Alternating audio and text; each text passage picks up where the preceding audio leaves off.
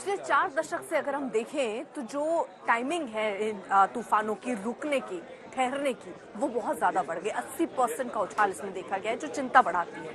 दूसरी तरफ अब इस तूफान के असर भी दिख रहा है। मुंबई में जहां हाई टाइड्स आई है, वहां पर भी तटीय इलाकों में लोगों को बोल दिया गया है कि दूर रहें। प्रशासन पहले से अलर्ट पर था और टीमों को भी अलर्ट पर रखा गया है।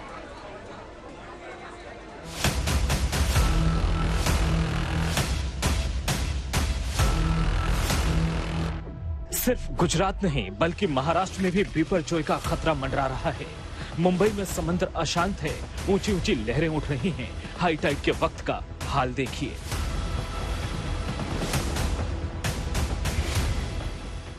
लहरों का जो आप देख पाएंगे कि यहाँ पर एक स्थिरता है वो दिखाई नहीं दे रही है। इस वक्त मुंबई के अरबी सागर में हाई टाइड भी है और उस हाई टाइड के चलते जिस तरह की लहरें चल रही हैं वो देख सकते हैं और आप तूफान तक है और लहरें जो है वो सड़क तक पहुँच रही हैं। तो ये इतना इम्पैक्ट है जिससे कहीं ना कहीं फिशिंग पर और पूरे मौसम पर एक तरह से इम्पैक्ट आप कह सकते हैं कि रहेगा। और साथ ही साथ इसीलिए 40 से 55 किलोमीटर पर आर तक की स्पीड की जो हवाएं हैं वो चल सकती है, बारिश हो सकती है। इन सारी चीजों का अनुमान दिया गया है।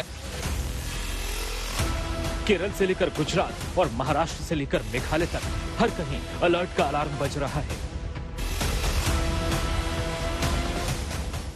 जहाँ तक रही कैंसिलेशन की बात, तो जैसे कि 60 kmph जो हवा की रफ्तार है, जिसको हम लोग एनीमोमीटर के थ्रू कंटिन्यूसली हम लोग ये मॉनिटर कर रहे हैं, तो जैसे ही बढ़ेगी तो हमने ये लिया है कि सारी ट्रेन सर्विसेज का स्टॉप कर दी जाएगी। तो उसी को देखते हुए हमने पैसेंजर सर्विसेज जो है वो 69 पैसेंजर सर्विसेज कैंसिल की है और 30 सर्विसेज को हमने शॉर्ट टर्मिनेट किया, 25 को शॉर्ट ऑरिजिनेट किया है। तो पश्चिम रेलवे ने इस तूफान को देखते हुए अपनी पूरी तैयारी कर ली है।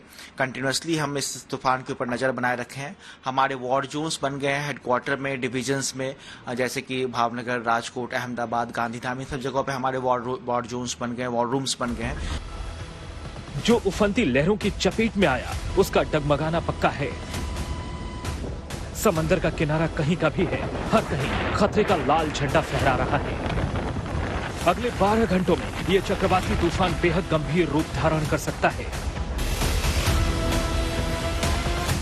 विभाग के कंप्यूटर पर लगातार उभरती इन तस्वीरों की इबारत पढ़ सकने वालों में माहिर लोगों के माथे पर परेशानी की लकीरें भी तबाही का अंदाजा दे सकती हैं।